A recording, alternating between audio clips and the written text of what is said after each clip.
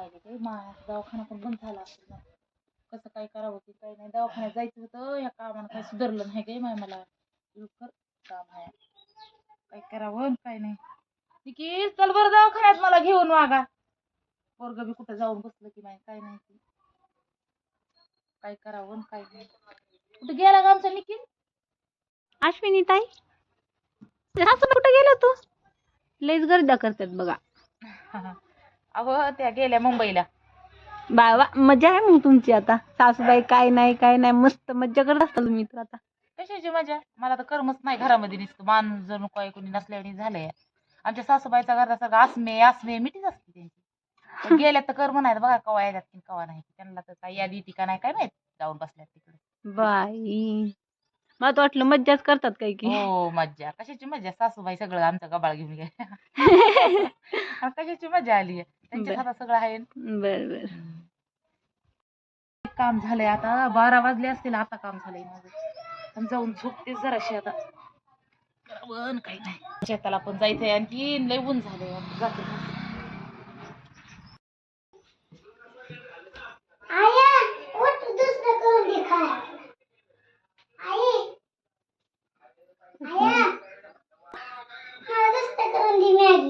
हाय किती तर खाय.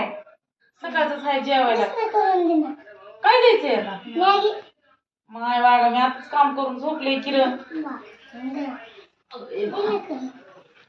ती खा की साधा आहे घरातलं खायला. भाकर भाजी आहे खाल्लं. मग काय खायचंय?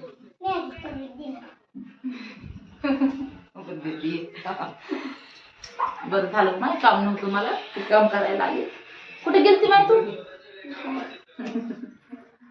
चल तुला मॅगी करून देते.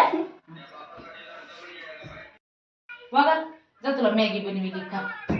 तिथं वाढून ठेवली खा. जा गार व्हायली. आपल्याला शेतात जायचंय. इतक्या उन्हाचं? हो बाई लय शेतात काम पडले तर. बाई आहो जरा बसत होते तुम्ही लगेच आलात का? बरं चला जावं तर लागल नाही शेताला काय करावं. चल बाई स्वयंपाक करावा लागल. किती वेळ झाला या आता सकाळपासून स्वयंपाकच केला नाही बाई. आता बाई अगं राशनच नाही की आता राशन नाही. चला दुकानला जावं लागल.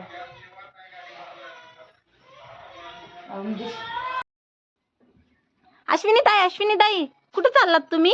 काय नाही ग, राशन संपलंय. राशन आणायला चालले. थांबा ना मग मला पण येऊ द्या. मला पण राशन संपले माझं. झालं माझ्यासोबत. चल बाई अश्विनी ताई, तुम्ही एक आता माझ्यासारखेच आहोत म्हणून मी तुम्हाला सांगायले की ना, काय सांगू मला इतकं वाटायलंय. इतका जॉईंट फॅमिली आहे आमची. नुसतं काम असते बघा. काय सांगू तुम्हाला, असं वाटतंय की कधी कधी ना एकलं जावं, एकीकडे जाऊन राहावं. असा इतकं परेशान होते माझा जीव. तुम्ही काय हसताय तुम्ही? पण असंच आहे, तुमची पण जॉईंटच फॅमिली आहे. तुम्हाला पण खूप काम असतं. मला तर शेतात जायचं नसतं, तुम्हाला तर शेतात पण जायचं असतं. त्याच्यासाठी सांगते मी तुला, ऐक ना. काय? तू पुरणपोळी कधी खाल्लीस का? हा सांगते तुला, ऐक. पुरणपोळीमध्ये काय काय लागतं?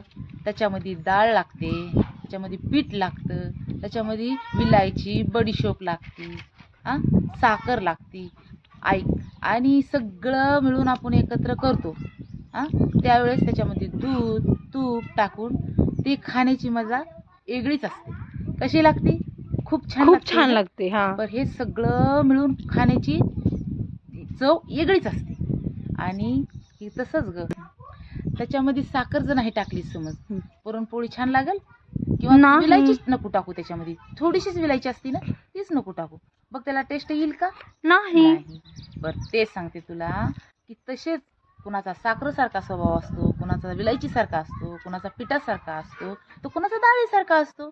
तर ते सगळे फॅमिलीमध्ये सगळे एक जणून राहिले, असे वेगवेगळे जर राहिले तर त्यांचे स्वभाव कळतात. एकत्र राहिले ना, असं एकत्र राहिलं ती पुरणपोळीसारखे गोड होतात. माहिती आहे का तुला? आणि कुणाला नाही जाऊ वाटत ग, कुणाला नाही जाऊ वाटत आपली फॅमिली सोडून.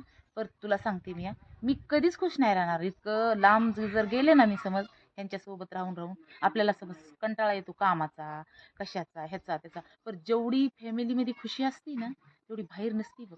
आणि आजकालचे तर दुनियामध्ये का नाही, मुंबई पुण्याला कुठं पण जा, फक्त कवाड लावायचं आणि घरातच राहायचं. त्याच्यामध्ये आणि कुणी बोलणार नाही चालणार नाही, येऊन जाऊन मोबाईल हातामध्ये आणि झालं टी व्ही, ह्याच्यामध्ये काहीच नाही. इकडे बघ बघू, कुणाचे चांगले विचार येते द्या आपल्या ह्याच्यावर, कुणाचे काय येते.